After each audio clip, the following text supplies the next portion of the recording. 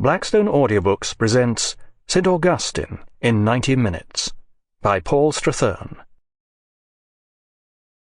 Introduction.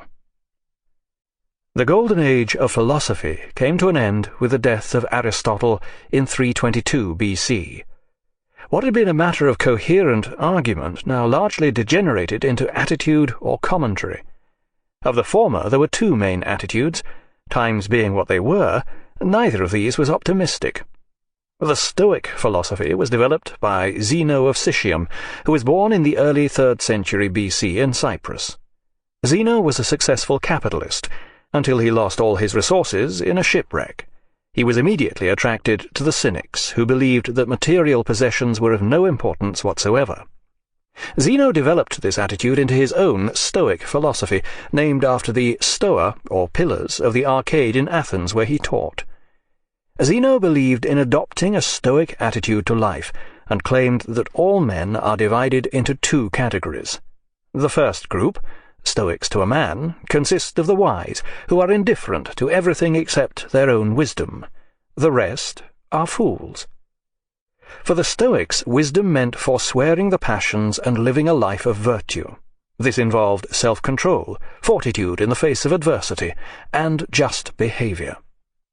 Stoic philosophy developed over the centuries and eventually became a great hit in Rome, especially among those disillusioned portions of the upper classes who had to endure the whims of recalcitrant emperors.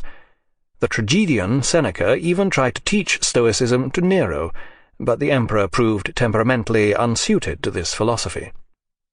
In the 2nd century AD, Stoicism was finally adopted by the Emperor Marcus Aurelius, who wrote a series of rather pompous and banal meditations on the subject during his long campaign against the Trans-Danubian barbarians. Other similar philosophical attitudes gave rise to the aforementioned Cynics and to the Skeptics, who believed they knew nothing, but saw no contradiction in teaching this.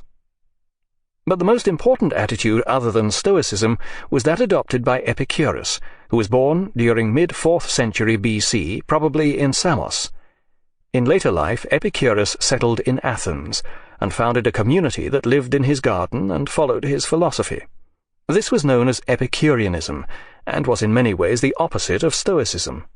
Where Stoics renounced all pleasure, Epicureans believed in living the good life.